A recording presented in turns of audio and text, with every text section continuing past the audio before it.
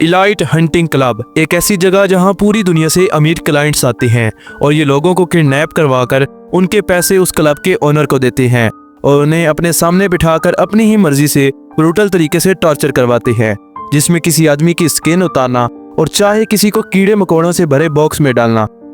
कहानी शुरू होते ही हम थॉमस नाम के एक आदमी को देखते हैं जो एक होटल में अपने रूम में जाने के बजाय गलती से किसी और के रूम में चला जाता है। यहाँ थॉमस एक वेक्टर नाम के लड़के और साथ ही उसकी गर्लफ्रेंड एंका को देखता है। थॉमस उनसे माफी मांगता है कि मैं गलती से तुम्हारे रूम में आ गया हूँ, लेकिन वो दोनों उसे कुछ नहीं कहते, बल्कि वो उसे एक सोडा की बोतल देते हैं कि तुम भी हमारे साथ एक एक पैक लगा लो।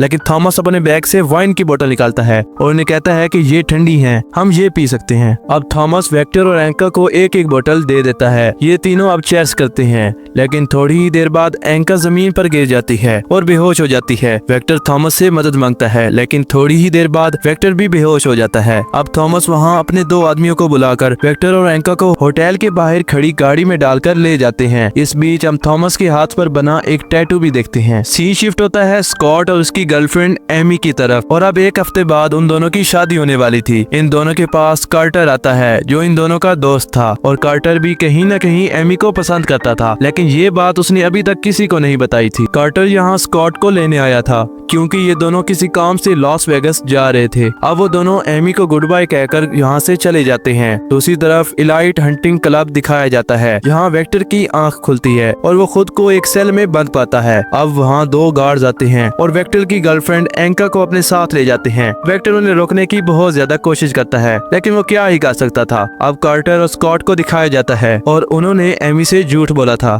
वो लॉस वेगस किसी काम से नहीं बल्कि मस्ती वगैरह करने के लिए एक कैसीनो में चले जाते हैं। यहाँ पर उनके दो और दोस्त जस्टिन और माइक उनका इंतजार कर रहे होते हैं। अब उन चारों दोस्तों के पास कैंड्रा और निकी नाम की दो लड़कियां आती हैं और उन्हें कहती हैं कि अगर तुम्हें इससे भी अच्छी पार्टी देखनी है तो ठीक 2 घंटे बाद हमारी दी हुई लोकेशन पर आ जाना। अब ये चारों उनकी बताई हुई जगह पर पहुंच जाते हैं और ये खुफिया जगह थी और यहाँ पर ये चारों काफी ज्यादा हल्ला गुल्ला करते हैं, यानी कि मौज मस्ती।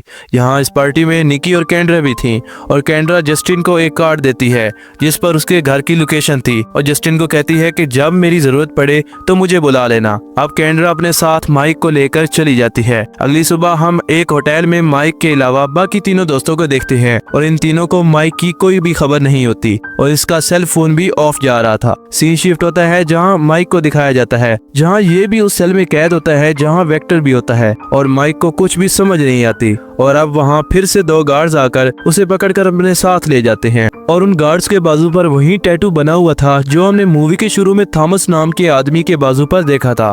उस टैटू की मदद से वो इलाइट हंटिंग क्लब में किसी भी वक्त किसी भी डोर को ओपन कर सकते हैं। अब गार्ड्स माइक को एक रूम में ले जाकर एक कुर्सी से बांध देते हैं और माइक के सामने काफी सारे क्लाइंट्स बैठे थे और उन्होंने माइक को टॉर्चर करने के पैसे दिए हुए थे। अब इस रूम में एक आदमी आता है और ये क्लाइंट्स के कहने पर अपने बैग में से एक ड्रिल मशीन निकालकर अपना काम शुरू करने ही वाला होता है तो क्लाइंट्स की डिमांड चेंज हो जाती है, जिस पर वो आदमी अपने बैग में से एक कटर निकालता है और फिर आहिस्ता आहिस्ता करके उसके चेहरे की स्किन उस कटर से निकालना शुरू कर देता है। और ये सब कुछ क्लाइंट्स देख रहे थे और ये बहुत ज्यादा खुश होते हैं, लेकिन बेचारा माइक तड़प तड़प कर मर जाता है। दूसरी तरफ माइक के दोस्त कैंड्रा की दी हुई लोकेशन पर पहुंच जाते हैं कि शायद माइक कैंड्रा के घर पर हो। वो सब अब कैंड्रा के घर पर आकर आवाजें लगाते हैं, लेकिन कोई जवाब ना मिलने पर पीछे के रास्ते से अंदर चले जाते हैं यानी कि घर के पीछे के रास्ते से, लेकिन वहाँ वो दोनों नहीं होते। अब वहाँ पर कैंड्रा की दोस्त माइक भी आ जाती है, वो भी अपनी दोस्त को ढूंढ रही थी। तो अब ये सब मिलकर उन दोनों को ढूंढने का फैसला करते हैं। अब कैंड्रा दिखाई जाती है और उसे भी थॉमस ने किडनैप किया था और अब वो उसे ड्रेस पहनाता है क्योंकि अब उसे क्लाइंट्स के सामने पेश होना था और फिर उसे भी टॉर्चर किया जाना था। थोड़ी देर बाद गेम शुरू हो जाती है, सारे क्लाइंट्स सामने बैठ जाते हैं और अब कैंड्रा को एक जगह पर बांध दिया जाता है और उसे भी टॉर्चर करने के लिए उसी आदमी को बुलाया जाता है जिसने पहले माइक को बुरी तरह से मारा था।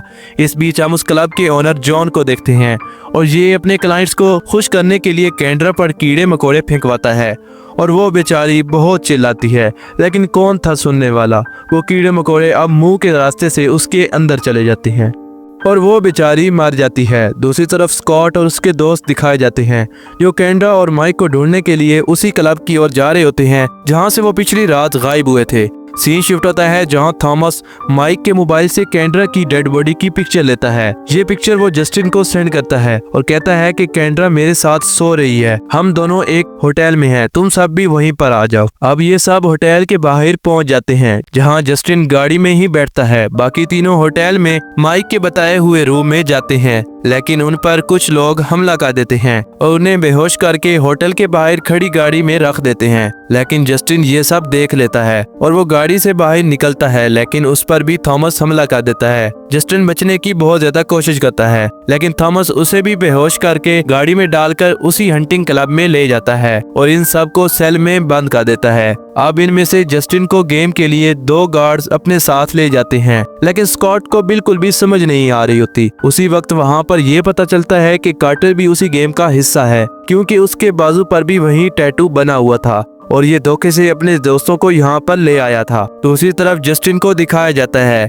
जिसे क्लाइंट्स के सामने एक कुर्सी से बांध दिया जाता है, लेकिन इस बार क्लाइंट्स की डिमांड कुछ अलग थी, क्योंकि जस्टिन को मारने के लिए एक अजीब मास्क पहने लड़की आती है जिसके हाथ में तीर और कमान होती है। अब वो एक एक करके उसे तीर मारना शुरू कर देती है। वो बेचारा बिल्कुल बेबस हो चुका था, लेकिन वो लड़की उसके जिस्म की कोई जगह भी नहीं छोड़ती जहां उसने तीर ना मारा हो, यहाँ तक के प्राइवेट पार्ट भी। अब आखिर पर वो लड़की उसके सर में तीर मारती है, वो उसके सर के आर पार हो जाता है और वो बेचारा जस्टिन मारा जाता है। अगली बारी स्कॉट की होती है, उसे सूट बूट पहनाकर उसे भी क्लाइंट्स के सामने बिठा दिया जाता है और अब की बार उसे मारने के लिए वहाँ खुद उसका दोस्त कार्टर आता है और वो ऐसा इसलिए कर रहा था ताकि वो स्कॉट को मारने के बाद एमी से शादी कर सके।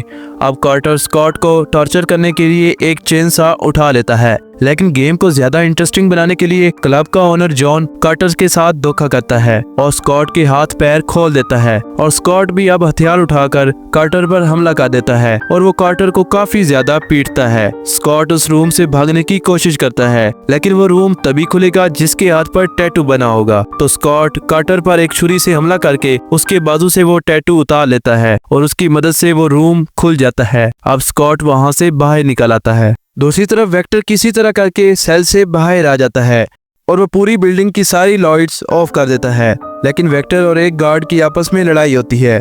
दोनों के पास वेपन्स थे, ये एक दूसरे पर हमला करते हैं और बेचारे दोनों ही मारे जाते हैं।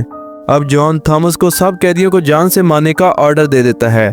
दूसरी तरफ स्कॉट एक ऐसे कमरे में जाता है जहाँ सब कैदियों का सामान पड़ा था और स्कॉट यहाँ अपना मोबाइल ढूंढकर पुलिस को कॉल कर देता है। उसी वक्त थॉमस भी वहां पर आ जाता है, लेकिन स्कॉट वहां से भागकर सेल की तरफ जाता है और निकी को वहां से निकालकर भाग ही रहा होता है कि थॉमस उन पर हमला कर देता है और निकी को शूट करके मार डालता है। दूसरी तरफ जॉन उस पूरी बिल्डिंग के नीचे लगे बॉम्ब एक्टिवेट कर देता है। अब स्कॉट एक ऐसे रूम में जाता है जहां उसके सब दोस्तों की डेड बॉडीज पड़ी हुई थी, लेकिन वहां पर भी थॉमस उस पर हमला कर देता है और स्कॉट बहुत ही बुरी तरह थॉमस का बाजू काट देता है और थॉमस वहीं पर मारा जाता है। दूसरी तरफ जॉन अब अपनी गाड़ी में बैठकर वहां से भागने की कोशिश करता है, लेकिन उसी गाड़ी में कार्टर बैठा था जो अभी भी जिंदा होता है। जॉन ने उससे धोखा किया था तो कार्टर उसे मार डालता है और अब जॉन ने जो बॉम्ब एक्टिवेट किया था उसे फटने में थोड़ी सी देर रह गई थी, तो कार्टर गाड़ी लेकर क्लब से बाहर आ जाता है। दूसरी तरफ स्कॉट भी क्लब से बाहर निकलने की कोशिश करता है, लेकिन कार्टर क्लब का दरवाजा बंद कर देता है और थोड़ी ही देर बाद एक धमाका होता है और सब कुछ खत्म हो जाता है। सीन शिफ्ट होता है जहां कार्टर एमी को कहता है कि हमारा एक्सीडेंट हुआ था जिसमें मेरे अलावा बाकी सारे मारे गए और बेचारा स्कॉट भी नहीं बचा, लेकिन कार्टर को क्या पता था स्कॉट तो जिंदा है। और अब एमी और स्कॉट कार्टर को एक कुर्सी से बांध देते हैं और फिर उसके साथ वही करते हैं जैसा कि उसने बाकी सब के साथ किया था। इसी तरह स्कॉट अपने बाकी दोस्तों का बदला ले लेता है और ये कहानी यहाँ पे खत्म हो जाती है।